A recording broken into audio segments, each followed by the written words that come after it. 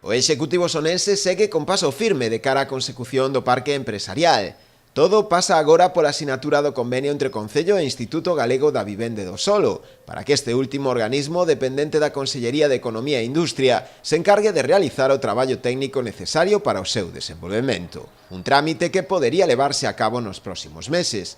Segundo explicou o rexedor, o Concello decidiu introducir unha serie de cambios ao documento enviado pola Xunta, coa finalidade de abaratar o prezo do terreo, o seu entender demasiado elevado, o que faría perigar a viabilidade do parque. O precio do terreno estaba un poquinho alto, por qué?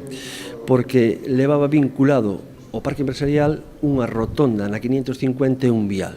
Nós queremos sacar, desgregar ese vial do parque empresarial, porque, bueno, é na zona de Nebra, sabedes que ali onde está o parque empresarial, onde vai ubicado, e hai unhas pistas da parcelaria bastante boas. Eu creo que con un bo aglomerado que teñen que os camións entrar ao parque empresarial, que máis adiante xa viremos se se fai.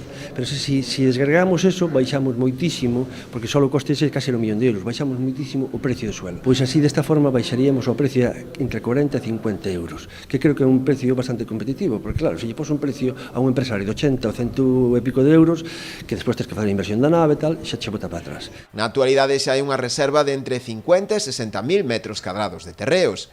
Serían ao redor dunhas 25 empresas as que mostraron o seu interese, a maioría delas vinculadas aos sectores da construción e da pesca. En este momento temos unha reserva máis ou menos de 50 a 60.000 metros cuadrados.